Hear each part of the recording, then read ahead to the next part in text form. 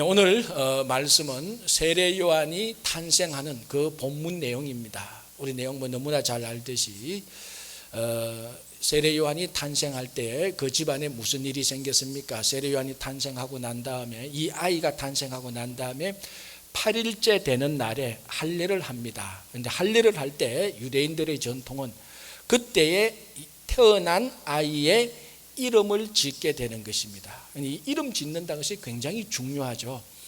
유대인들도 굉장히 중요하게 여겼고 우리 한국 사람들도 굉장히 중요하게 여깁니다. 근데 미국에서 보니까 좀 쉽게 대충 이름을 짓는 것 같아요. 이름은 참 중요합니다. 왜냐하면 그 이름을 보면은 그 집안의 기풍이 어떤지, 가문의 전통이 어떤지 알 수 있습니다. 또 이 이름을 지을 때는요, 이 부모의 가치관 그리고 부모의 신앙, 그것이 그 자녀의 이름에 사실은 대부분 다 묻어납니다. 그리고 또 하나 중요한 것은요, 이 부모가 지어주는 그 이름을 통하여서 그 이름에 담겨진 의미, 그리고 그 이름이 주는 그 사운드의 과학적으로 말하면 전파와 진동, 이런 것들을 통해서 평생 동안 태어난 이 아이의 삶의 목적과 방향에 큰 영향을 미치게 됩니다. 그러니까 이 이름은 함부로 정말 지을 게 아니죠. 굉장히 중요한 이름인데, 무엇보다도 가장 중요한 이름 짓기의 이유는요, 이 아이가 탄생한 다음에 첫 번째로 자기 정체성이 주어진다는 것입니다. 그런데 이 정체성은 자기가 원해서, 자기가 좋아하는 대로 짓는 것이 아니고 외부로부터 주어지는 정체성입니다. 나는 이 이름 좋다 해서 아이가 자기 이름 짓는 경우는 하나도 없습니다. 다 외부의 누군가가 이름을 지어주게 될 때에, 외부의 누군가가 이름을 지어주게 될 때에 태어난 아이가 그 이름을 가질 때 첫 번째로 이 아이의 정체성이 주어집니다. 이 정체성에 따라서 이 아이가 앞으로 어떻게 살아갈 것인지, 무엇이 될지, 어떠한 인물이 될지 많은 영향력을 미치게 됩니다. 중요한 것은 이 아이의 이름을 지어주는 그 외부의 사람이 누구인가 하는 것, 이게 중요합니다. 오늘 본문에서는 누구입니까? 아버지 사가랴입니다. 자, 내용이 어떻게 이루어집니까? 아이가 할례 받을 때 이름을 지으려고 합니다. 그때 문중의 어른들이 나타나서 아이의 이름을 사가랴라고 하자. 왜? 이 아이의 아버지 이름이 사가랴니까 이 사가랴의 이름을 그대로 따자. 미국식으로 말하면 주니어 사가랴 이렇게 되죠. 사가랴 주니어, 이렇게 이름을 짓자라고 말을 합니다. 아마 이 사가랴가 문중의 어른들한테 잘 보였던가 봅니다. 아마 처신도 받았고 사람이 좋았던가 봅니다. 그러니까 아들의 이름을 아버지 이름 그대로 하자고 하죠. 만약 이 아버지가 행동이 나쁘거나 망난이었다면 이 아들의 이름을 그대로 지어줄 리가 없습니다. 문중의 어른들이 모여서 태어난 이 아이의 할례를 하고 난 다음에 사가랴라고 하자. 이건 거의 결정적인 이유죠. 이게 거의 결정이 됩니다. 그런데 어머니가 나타납니다. 이 아이의 어머니 엘리사벳이 나타나서 아니요, 요한이라고 해야 됩니다. 문중의 어른들이 노발대발합니다. 무슨 소리 하느냐, 우리 문중에 그런 이름 가진 사람 없다. 한국식으로 말하면 어떻게 말할 수 있습니까? 여자가 감히 이름 짓는데 문중에 그런 일도 없어. 알지도 못하고 사가랴라고 해 하니까 엘리사벳이 끝까지 주장합니다. 아니요, 요한이라고 해야 됩니다. 요한이라고 해야 됩니다. 우기니까 문중의 어른이 알았다. 그럼 아버지한테 결정하도록 하자. 아버지가 하라는 대로 우리가 하자. 그런데 이때 아버지는 벙어리가 되어 있었습니다. 자, 좀 이따 말씀드리겠지만 어쨌든 벙어리가 되어 있었는데 말을 못하니까 그러면 서판을 갖다 줘라. 그 서판에 아이의 이름을 서게 하라. 이 아버지가 지어주는 아이의 이름을 결정한다 했는데 이 아버지가 쓴 이름이 요한이었습니다. 그래서 이 아이의 이름이 요한, 우리가 잘 아는 나중에 세례 요한이 됩니다. 이 태어난 아이의 이름을 누가 지어줍니까? 아버지가 지어줍니다. 아버지가 이 아이의 이름을 지어줬다는 것은 이 아버지가 아들의 삶에 첫 번째로 가장 중요한 인생의 결정, 영향권을 미쳤고 정체성을 만들어 주었다는 것입니다. 이게 아버지의 막중한 책임입니다. 막중한 의무입니다. 아버지가 아이의 이름을 지어주므로 아들의 정체성을 아버지가 결정했다는 것입니다. 여러분, 야곱의 아들이 12명이었습니다. 막내 아이가 베냐민이었죠. 이 막내 아이가 태어나야 하나님께서 아브라함을 통해서 이루고자 했던 이스라엘 백성들의 12지파, 12공동체를 통해서 민족을 빼어내실 것입니다. 야곱의 11번째 아들 요셉까지 넣었고 마지막 아들을 낳는데, 이 마지막 아들은 라헬의 몸을 통해서 낳습니다. 라헬이 베들레헴 에브라 근처에 왔을 때 라헬의 몸에 이제 아기가 날 조짐이 보이고 드디어 아기를 낳기 시작합니다. 그러니까 거리에서 놓는 거죠. 어느 집에서 놓는 것이 아니고. 그런데 이 아이를 놓는 것이 아주 난산이었습니다. 아마 라헬이 이 아이를 놓을 때 직감했을 겁니다. 이 아이를 놓다가 내 몸이 망가지고 죽겠구나. 이런 일이 있나? 이런 애통한 일이 있나? 그러면서 그 아이를 놓고 난 다음에 이 아이의 이름을 베노니라고 말을 합니다. 이름 뜻이 뭡니까? 슬픔의 아들 또는 탄식의 아들입니다. 어머니가 자기가 거리에서 놓고 난산을 하며 이 아이를 놓으면서 자기가 죽게 되었으니까 얼마나 그게 탄식할 일이고 그게 얼마나 슬퍼할 일입니까? 그래서 어머니가 아이의 이름을 베노니라고 짓습니다. 그것을 옆에서 보고 있던 아버지 야곱이 아니다, 베노니가 아니라 베냐민이라고 이름을 바꾸어 버립니다.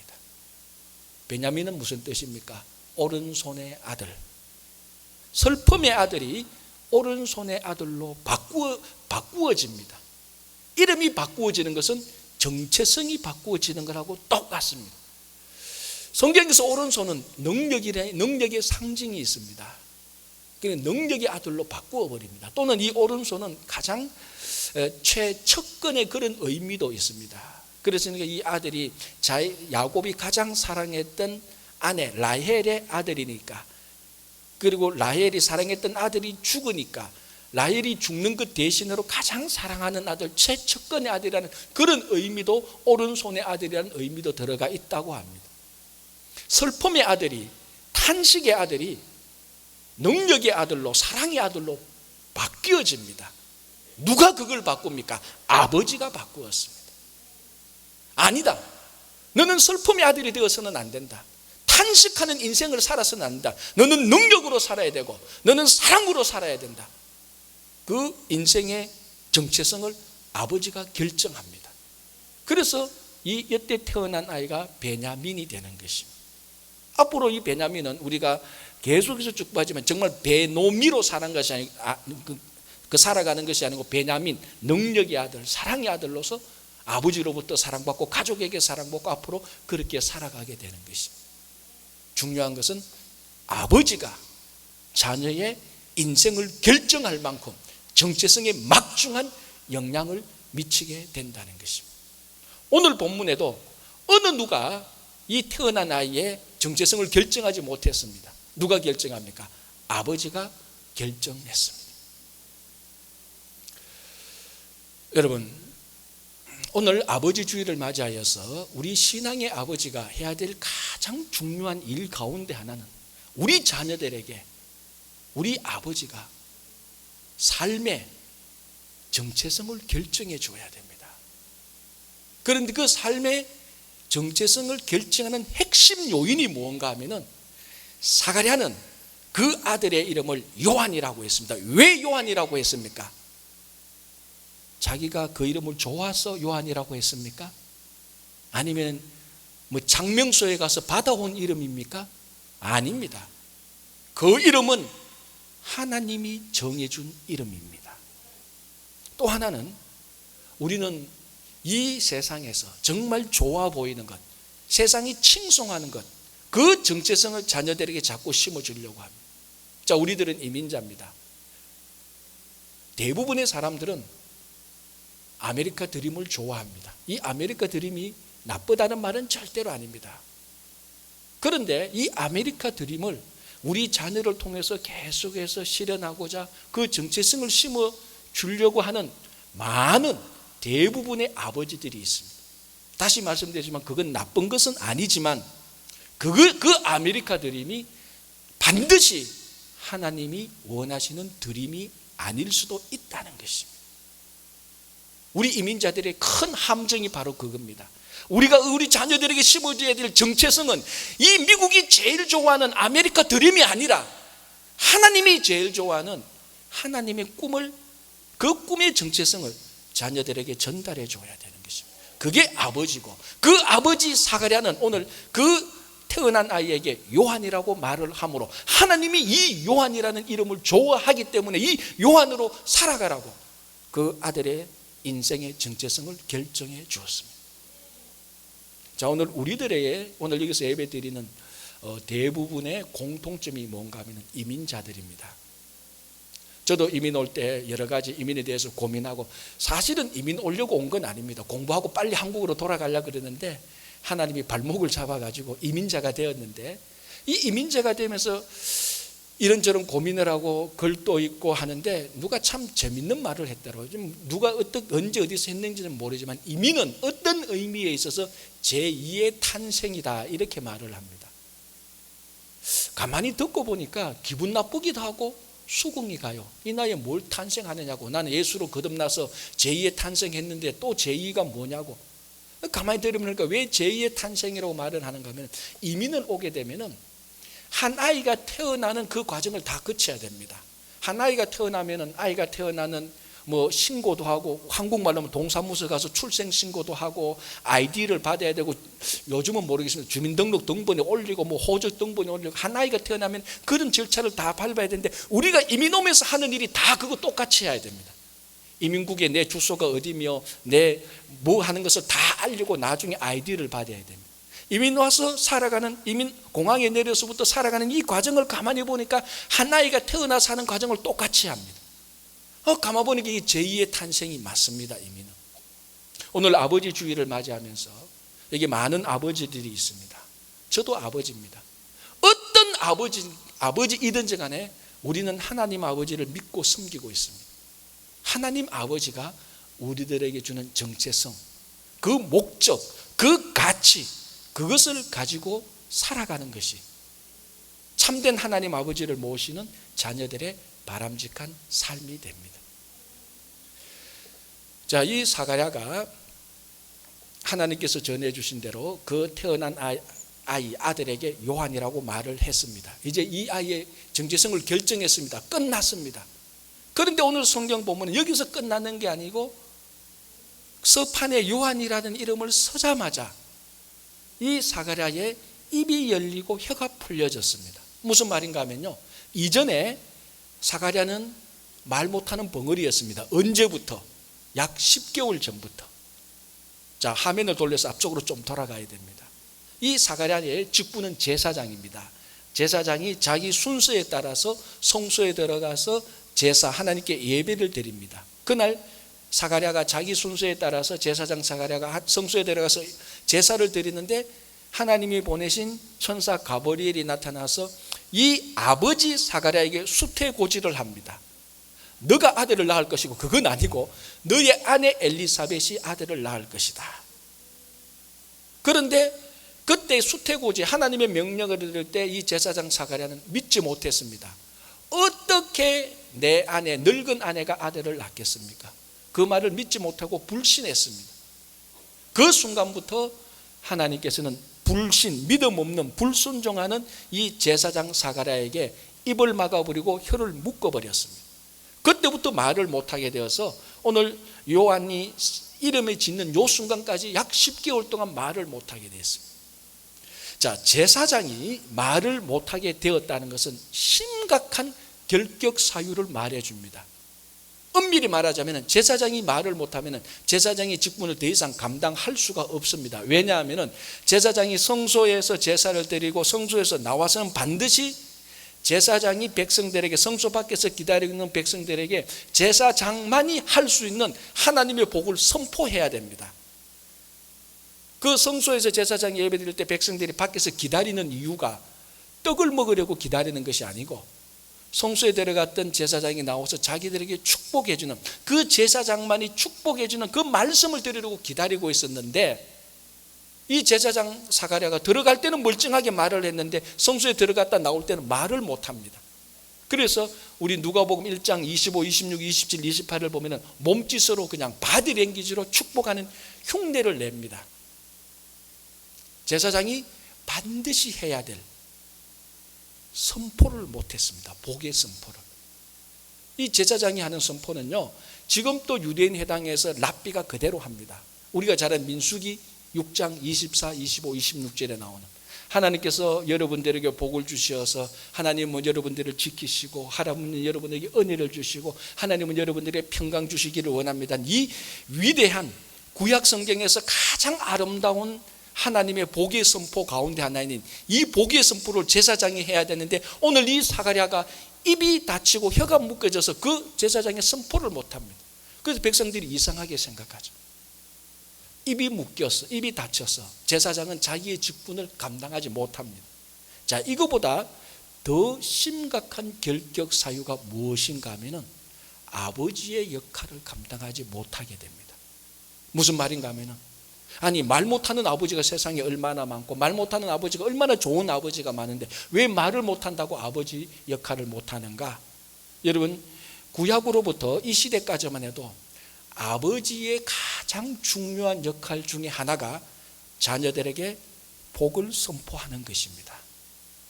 그게 신앙의 아버지의 권위요, 신앙의 아버지의 특권입니다. 그런데 제사장 스가랴가 입이 닫혀지고 혀가 묶여져서 자녀가 있어도 복을 선포하지 못합니다. 진짜 신앙의 아버지로서 심각한 결격 사유가 생깁니다. 여러분, 야곱이 자기 형 에서의 장자권을 차지하려고 얼마나 많은 애를 썼습니까? 그 중에 하나가 사냥 갔다가 나온 그 형 에서에게 떡과 팥죽과 떡을 줘서 장자권을 중간에서 가로챕니다. 여러분, 이렇게 했다고 해서 야곱이 형의 장자권을 완전히 가지게 된 것입니까? 아닙니다. 언제 야곱이 정식으로 형의 장자권을 가지게 됩니까? 아버지 이삭이 이 야곱에게 형 에스가 줄 그 장자의 복을 입을 열어서 선포할 때에, 그 선포되어지는 순간에 장자의 복을 야곱이 가지게 됩니다. 이건 아버지만이 가지고 올 수 있는 큰 축복의 특권입니다. 이 축복의 특권을 사용하기 위해서는 입이 열려야 되고 혀가 풀려져야 됩니다. 하나 더 얘기할까요? 야곱이 나중에 요셉하고 만나잖아요, 애굽에서. 그때 만날 때가 야곱이 거의 이제 137세, 이제 거의 이제 오래되어서 체력도 다 떨어지고 늙고 병들어서 죽게 됩니다. 근데 야곱이 늙고 병들었다는 얘기를 딱 듣자마자 애국궁에 있던 요셉이 제일 먼저 했던 일이 뭔 줄 아십니까? 아, 우리 아버지 죽게 되었구나. 내가 좋은 의사를 데리고 가야 겠다. 그게 우리 상식 아닙니까? 그죠? 아버지가 병들었다니까 좋은 의사 데리고 와서 약을 가져와서 그 애굽의 총리인데 아버지를 살릴 생각을 해야 되는데, 이 요셉은 아버지 살릴 생각 안 하고 뭐부터 했는 줄 아십니까? 자기 두 아들을 데리고 에브라임과 므낫세와 에브라임을 데리고 야곱 앞에 갖다 놓고, 아버지 이 두 아들에게 축복해 주세요라고 말을 했습니다. 자, 그런데 여러분 자세히 생각해 보면은 요셉의 두 아들 에브라임과 므낫세는 유대인의 정통에 따르면은 이 두 아들은 유대인이 아닙니다. 왜 그런 줄 아십니까? 유대인이 될 수 있는 정통은 부계가 아니고 모계잖아요. 요셉의 부인 에브라임과 므낫세의 어머니는 이집트 여인이었습니다. 이집트의 제사장의 딸이었습니다. 요셉이 생각하기에 자기 두 아들은 유대인이 아니에요. 이건 제 해석이 아니고 정통한 랍비의 해석입니다. 그래서 요셉의 마음속에 고민이 있었던 겁니다. 이 두 아들을, 이방 여인에게서 난 이 두 아들이 우리 아버지 야곱의 아들이 되어서 이스라엘의 자녀가 되고 싶은 마음이 있었는데 어떻게 하면 자녀가 될까? 아버지가 병들었다는 말을 듣고 부랴부랴 두 명을 데리고 아버지 앞에 갖다 놓고 장자 차남을 바꿔놓고 아버지한테 이 손을 엇갈리게 하고 있는데, 아버지 축복해 주세요. 그때 야곱이 선포합니다. 입을 열어서 에브라임과 므낫세에게 장자 르우벤과 시므온에게 줄 복을 에브라임과 므낫세에게 다 선포해서 에브라임과 므낫세가 12지파 안에 들어가게 됩니다. 지금 뭘 말하려고 하는가 하면은 아버지가 가지고 있는, 진짜 신앙의 아버지가 가지고 있는 위대한 축복권, 입을 열어서 선포하는, 이걸 할 줄 알아야 위대한 아버지, 진짜 신앙의 아버지가 되는데, 오늘 아버지 사가랴는 입이 묶여버렸습니다. 아들이 태어나도 신앙의 아버지 역할을 못합니다. 축복도 하지 못합니다. 하나님에 대해서 말도 하지 못합니다. 권면도 못합니다. 왜? 입이 묶여져서. 그런데 오늘 서판에 요한이라고 이름을 서자마자 입이 열리고 혀가 풀려졌습니다. 왜 그랬습니까? 이미 10개월 전에 불신을 보여줬고 불순종을 보였던 이 사가랴가 드디어 하나님의 말씀에 순종했습니다. 문중 전체가 모여서 사가랴라고 하자라고 말을 할 때 사가랴는 아니요, 하나님이 요한이라고 했습니다. 요한이라고 해야 됩니다. 하나님의 말씀에 순종했을 때 10개월 동안 제사장 일도 못하고 아버지 역할도 하지 못하게 묶어놓았던, 혀가 풀리고 닫아놓았던 입이 열어지게 된 것입니다. 여러분, 이게 진짜 신앙의 아버지입니다.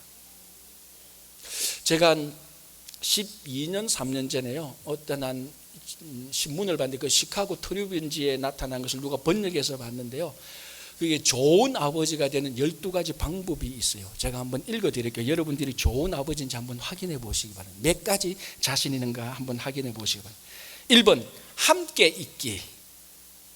벌써 마음이 부담이 되죠, 그죠? 2번, 관여하기. 영어로 하면 engaged.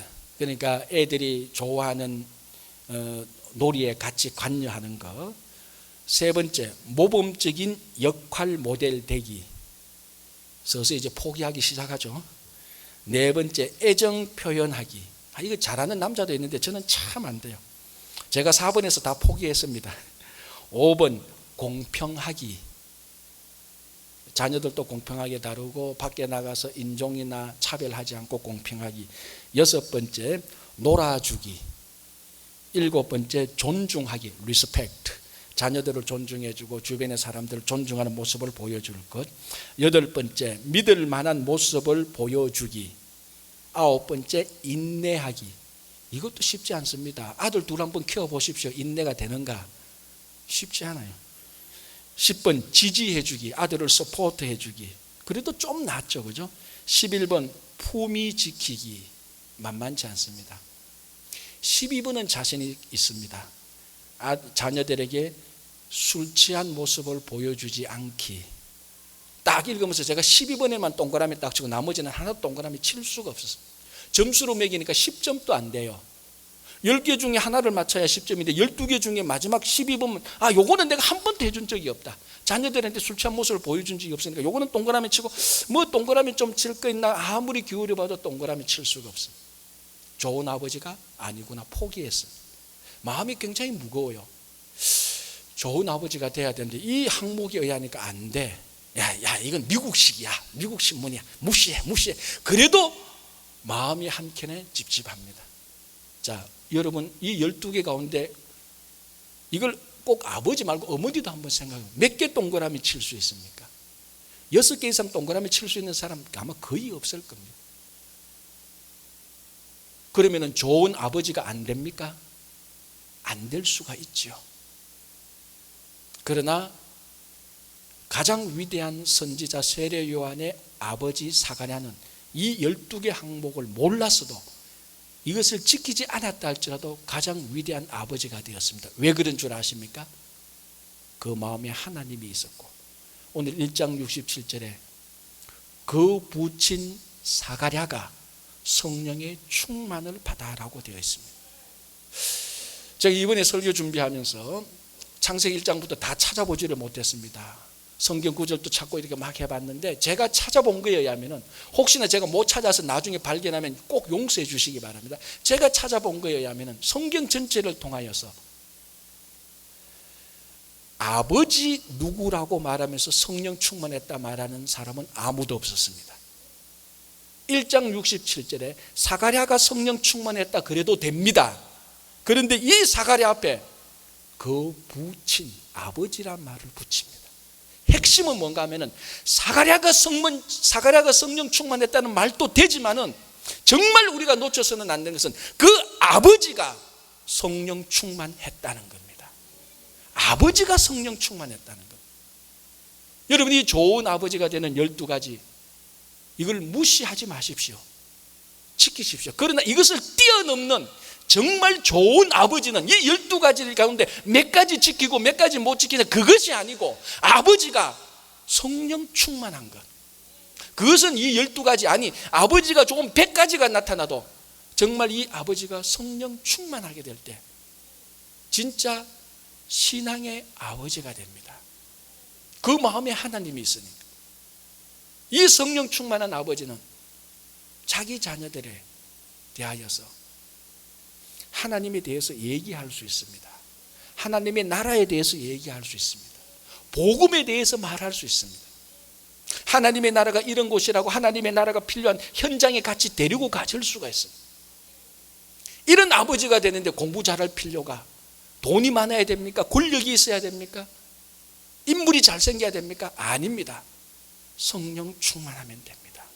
성령 충만한 아버지면 가장 좋은 신앙의 아버지가 됩니다. 이 아버지들을 통하여서 위대한 하나님의 자녀들이 나타나는 것입니다. 여러분, 오늘 우리 아버지 주일을 맞이하여서 다시 한번 세상의 아버지가 아닌 신앙의 아버지로 살아가는 결단을 한번 해봅시다. 신앙의 아버지뿐만 아니라 신앙의 어머니, 신앙의 성도로 살아가는 좋은 결단을 한번 해봅시다. 우리 자녀들의 정체성을 내가 원하는 것, 내가 이루지 못하는 것을 심어주는 것이 아니고 하나님이 원하는 정체성을 심어주는 우리 아버지가 되기를 바랍니다. 정말 자녀들에게 축복할 수 있는 권위를 가진 아버지가 되기를 바랍니다. 말을 잘한다고 해서가 아니고 하나님의 말씀에 순종할 때, 그 순종의 권위로 축복할 때 영적 입이 열리고 영적 혀가 풀려집니다. 그때 그 축복권은 반드시 하나님께서 역사해 주시는 것입니다. 진짜 좋은 신앙의 아버지는 여러 가지로 세상으로 볼 때 어눌하고 둔하고 어리석어 보여도 그 마음에 하나님을 품고 성령이 충만한 아버지는 좋은 신앙의 자녀들을 양육할 수 있습니다. 좋은 아버지, 좋은 성도, 좋은 어머니, 좋은 교회, 좋은 가정이 되기를 간절히 바랍니다.